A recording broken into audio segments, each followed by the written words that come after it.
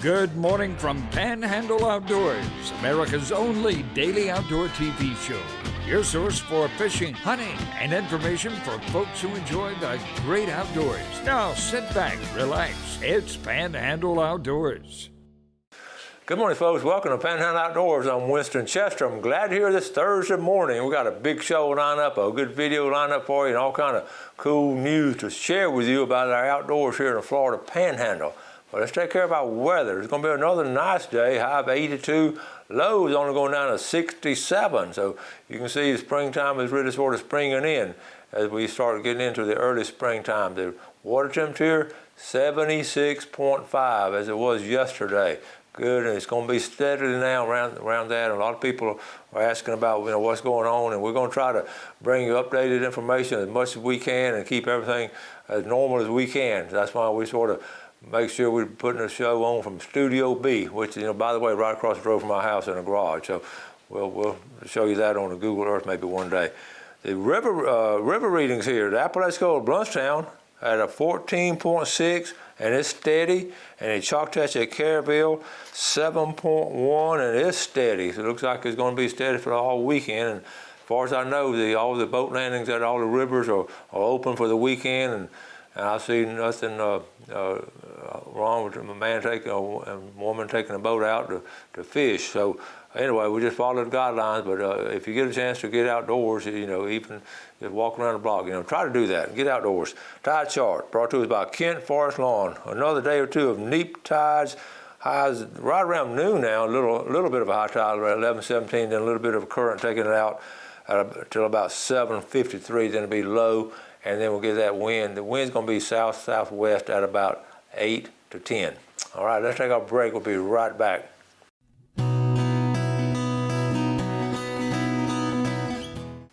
All right, welcome back. We're trying to get caught up. We had a lot of pictures sent in. We can't get them all in, but we just got them sort of graduated through. So let's just jump on a few of them right now. This is sent to us Ken Paramore with Northwest Turkey Federation, Bay County Longbeards, National Wild Turkey Federation. Here is Boyd Faison, 13 years old. This bird weighed 15.9 pounds. Got him in Jackson County. That's a nice one there. Okay, and this next picture here, just throw this out just for some of y'all who are trying to. We have hamburger helper, then we also have squirrel helper. When things get really tough, just take one of them squirrels in the backyard and add some squirrel helper to it. All right, got that one right there. And we're going to show one more. Jerry Fry on Lake Seminole Sunday. Biddy Grantham sent this. Starting to clear. Lake Seminole looking good right there, folks. That's a good catch right here. Real quick story. Brian Revere sent this. This water moccasin, he crosses over both his feet from left to right. He's out turkey hunting, and his moccasin went over his feet. He kicked him off. He got on his feet and made sure he didn't do it twice. He's right there. He's done sitting on the ground. He said he's going to start sitting on a stool, and that's not a bad idea. And along the same lines, it happened to another couple of people. But here's Ray Howell sent this picture in of his son fishing. Now, isn't this beautiful up there in Calhoun County? Take this picture out here. Got him a nice bass there, and Ray called this a Corona bass, okay?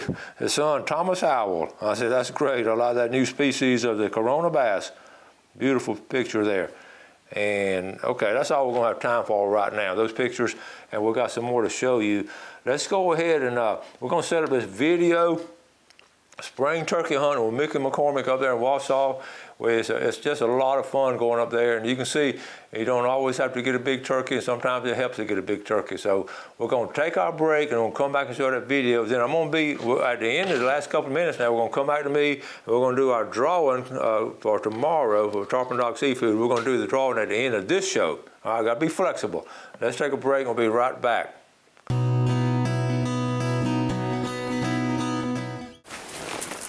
They like to strut in that sand beds and stuff where they can be seen. I was going to turn and go down that road, but being that copper's right there, maybe I'll just set up right here at this intersection.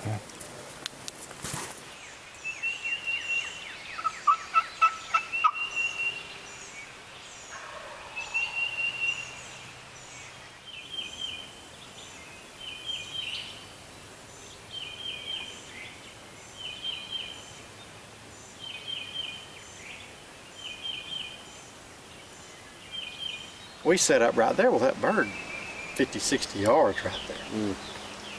We finally get set up. Right, that's a good game plan right there. Yeah, and it was all good, and got set up and got quiet, so I called a little bit, dirt, dirt, or I hit everything, but he gobbled.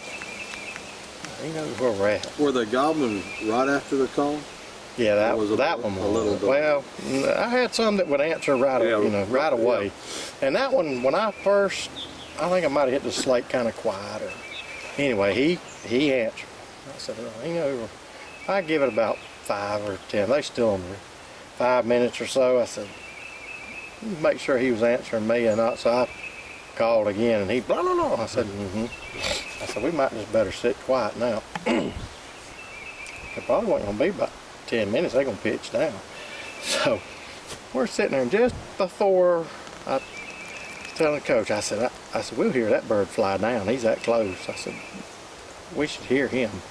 And probably 5 minutes. I mean, I'm thinking ain't gonna be any time now. Hen cackles and cuts behind. It's over. Well, that was it.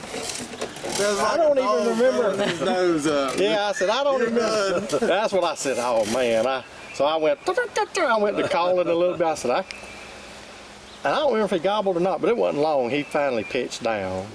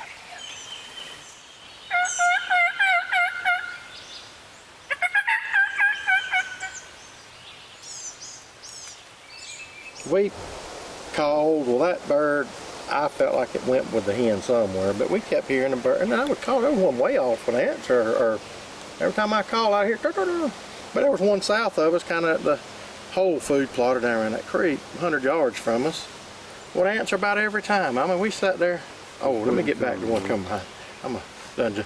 So, yeah, that was the one that kept answering us, and I said, something got to give here. I mean, 30 minutes we sat and called, and it stayed locked up.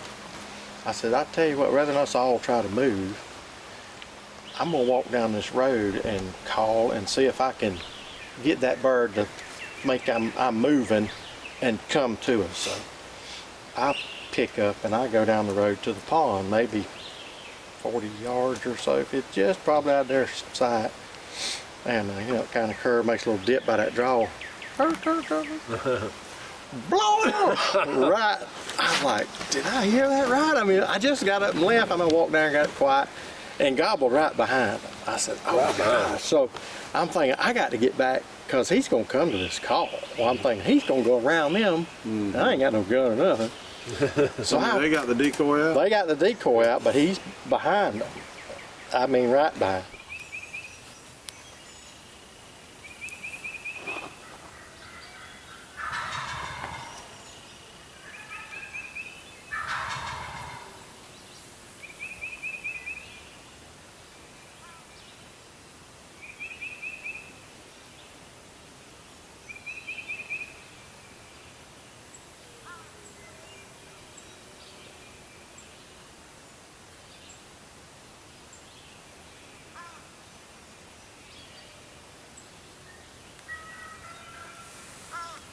So I run back up the road, dive down behind the tree, about as close as I could get without getting busted.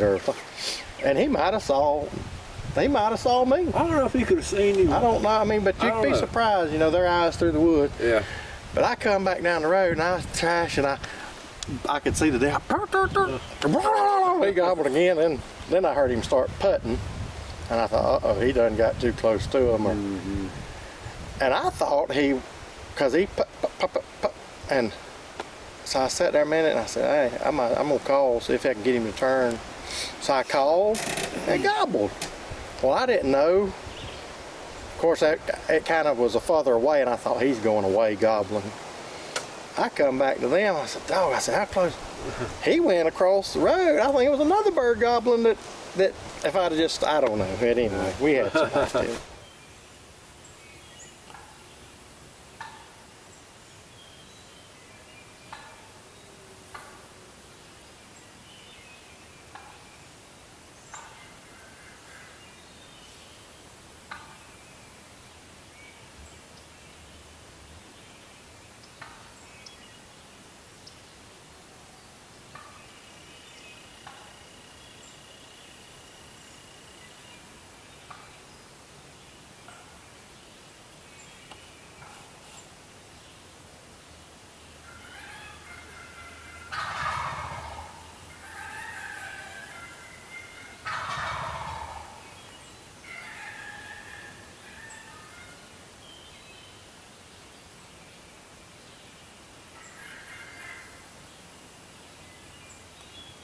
I set up in that old food plot, you know, right down the hill where it flattens out to the draw. I mean, you're still probably 60, 70 yards from the draw where it flattens out. There's the tree. Yeah, know, that tree line. Yeah, me and Michael. I got just on this side of the tree. And then I couldn't, man, I mean, they're gobbling. And I'm like, daggum, I can't get a good place to hide in here. I wasn't going to just haul off in the, you know, some of that pushed up stuff that I thought, I ain't getting snake bit this morning when I'm 30. So I ended up getting the little edge between the food plot and the chop. Well, I couldn't get nothing to gobble to the north. Now, I haven't called at all. I'm listening to them on the west end of the big field. There's 2 or 3 birds right there. No, so we never heard that bird. I never heard a bird that way. Right there. On the end of the food plot. Yeah, or in the draw. In that draw. They were right there. They were in that draw. And I'm thinking, I ain't never getting them. They ain't coming. I ain't getting them away from that. You know what I mean? So I said, ain't nothing gobbled up here. It's probably 10, 15 minutes went by. So I jumped on the other side. I said, well, I'll try to call them, but I don't want them coming up behind me like the other weekend. So I get on the other side, and I called 2 or 3 times. And I never could feel like they were answering me. I mean, it was just delayed. They were just gobbling. And I said, well, I'll sit here a few minutes. I just wasn't in no mood to take off. About that time, I seen a little movement down there, and there was 3 jakes. They never gobbled. They never strutted. They come in there, they walked around. I mean, they had little beards about like that, and I thought, not at daylight, you know. So they did their thing. I mean, 25 yards from me. Oh, really? Around the decoys, but never. It was like one of them wanted to, but just wouldn't do it. So anyway, they left. And that bird kept. Now it's just a single. I mean, he's going to town. I said, well, I'm striking out that way. I'm gonna go down the west side of that draw, and I'm gonna set up in that sand bed. And I'm gonna see what happens. Well, as I'm going, the bird's going to the west. I flank him all the way. I mean, I just was scared to death. I mean, I knew he's steadily going. Something's going on. You was on the north side of the chop? No, I'm on the south side now? Yeah, okay. I'm headed toward the trough down west, there. Yeah. So I get there and I hit the call one time. Now he's all the way to the. This looks good right here. I was excited, and I go to call, and he's answering. But it's a delayed. I mean, it's not. I'm thinking, man, I just don't know. But he wouldn't move. I mean, I was there for an hour. He'd answer. I mean, an hour. And finally, I said, I'm done with this. I get up, put my water bottle back in, and about that time I hear him, and he ain't 100 yards. Oh, man. I said, oh, crap, he's coming. So I sit back down. I mean, I ain't moved yet, but I sit back down, and I took my little box call and just barely hit it, son. I mean, he's on the way. And it's all thick, you know. He got out there about 60, 70 yards, and I mean, he is a stud. Oh, really? He's the real deal. He's the one that was in that draw to begin with? Yeah. I mean, like I say, I'm flanking him all the way. I ain't calling. I'm listening to him. He's with a bird. Yeah. And I spent 45 minutes down there before and I just give up. And like I say, 2 or 3 minutes of gathering up my stuff, and he doesn't turn around. He's coming. I'm thinking, oh my gosh. So I'm watching him. He won't do nothing. He won't strut. I mean, he's looking. He wanting to know. I mean, if I'd have had another person set up 50 yards down the road that could do a little calling, I guarantee you he'd have got confused and come on in. But I mean, I never had a shot. And then, let me tell you, I ain't never seen this. I make that loop all the way around to the oak bottom. Ain't seen, ain't heard, I'm calling. I come back by the trough there at the middle road. You know where it makes the little loop and there's a little bottom right there? I'm just walking around, I'm sweating, you know, I'm thinking, well, I'm going back to the truck. And I look up, and I kid you not, it's 8:15, and there's a gobbler. He's sitting in the tree? In the tree right there. I couldn't shoot him. I was just like, oh man. Man, if I shoot that joker, tell him this story. I don't know if he was asleep. I don't know what was going on. I walked by him 25, 30 yards. Then he pitched, he flew to the east. Huh. Well, that cool morning, it might have had them confused. You know, it was cool this morning. Yeah, they may pick back up in the tree. And I never heard no gobbling. I mean, I'd have heard him where I first set up. There's no telling. I don't. And he was a pretty good one. Yeah, I think there's that. But I did notice his head.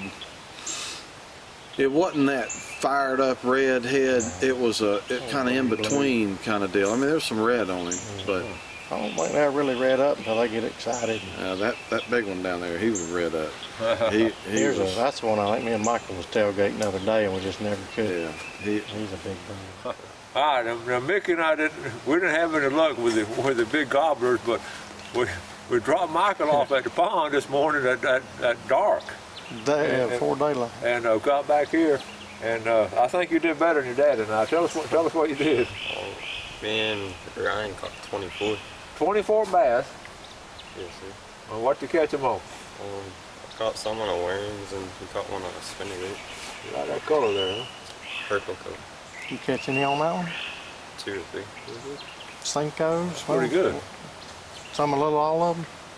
What was the best color today?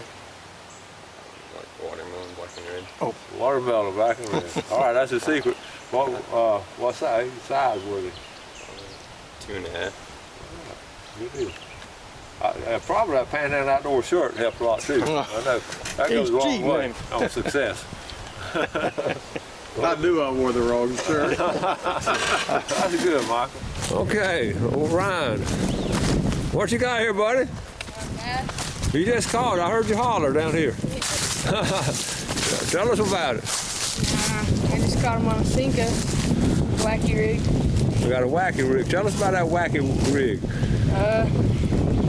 It just bounces around a lot. I don't know. Fish love it. That's a pretty fish. Thank you. Caught it right down there fishing for the bank, wasn't he? Yes, sir. Good job. Well, how old are you? I'm 14. Where do you go to school? Bay High. Bay High. Well, that's pretty good for a Bay High boy. Good job. Thank you. Welcome back. Hope you enjoyed that. It's always fun just getting out in the woods. Like I say, we were sitting on the ground. I don't think I'm going to sit on the ground anymore. It's going to be like Brian Revere. We're going to get a little stool to sit on. The same difference right there. And anyway, let's take a look at our fishing game times today, brought to us by Blue Water Outriggers in Port St. Joe. Looking at 2:54 to 4:54 this morning and 3:16 to 5:16 later on today. And that's not a bad time to look at that. So let's go ahead and get our drawing. And we're gonna, like I say, try to keep things as normal as we can. So this is our Tarpon Dog Seafood drawing. We'll have a video tomorrow. And that's sort of our game plan. Jeff and I sat down and sort of made out a plan. We're going to bring you 3 to 4 shows a week from Studio B, have a couple of videos to show you. So it's going to work out okay to get through this hard time we're going through, but we're going to be okay. So here's the drawing. I sort of like Studio B. It's comfortable in here. Nobody else is coming in like the Fox 28. They'd be popping in, but I enjoy that too. The winner, the $20 gift certificate, Joanne Maxwell from Chattahoochee. Ned, y'all run down here and get that $20 gift certificate when you get a chance to get out. And the big red snapper today is going to Heather Taylor from Panama City. Some good folks on all around. We just got a bunch of good folks watching Panhandle Outdoors. I'm gonna run out of time, but I want to show you this little thing right here. One of the things I want you to do is, we're talking about yesterday when Bill was on, all the things we can do during this downtime.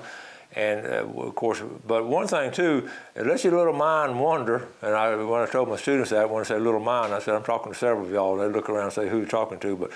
And just try to think, think of the things and all. I saw this on Shark Tank a little while back, and I ordered it. I'm usually not a sucker to order things, but this was the coolest idea. There's a couple had it on. This is what's called it's called rapid rope, and you pull it out, and all the rope is in here. It's like 200 feet of rope, and right in here is like a razor, so you can put it in here, and then you can just sort of cut it right the length you need, and then it's still out. Now I don't know about you, my truck toolbox, I've got strings and ropes, and they all, I can't, when I pull out one, they all come out. Y'all know what I'm talking about. I'm gonna get rid of that junk. I'm gonna throw this in my truck toolbox, because you always need, and this is strong, real strong. And orange, good color and everything, you mark away. It's called rapid rope. Why didn't I think of that? And I don't know how well they're selling. I feel like they're selling well. I know, I showed it to Bill Allen yesterday. He's gonna order one. Rapid rope, and it makes a great present too. We run out of time again. I've enjoyed it. I know I'll get some good feedback from y'all, and appreciate Jeff getting all this stuff put together. It's a little more challenging, but anyway, do something good today for you. Fellow man, have a great day and enjoy the outdoors, and God bless. Thanks for watching America's only daily outdoor TV show, Panhandle Outdoors with Winston Chester, featuring hunting, fishing, and other activities and information to help you enjoy the great outdoors. Join us next time for Panhandle Outdoors.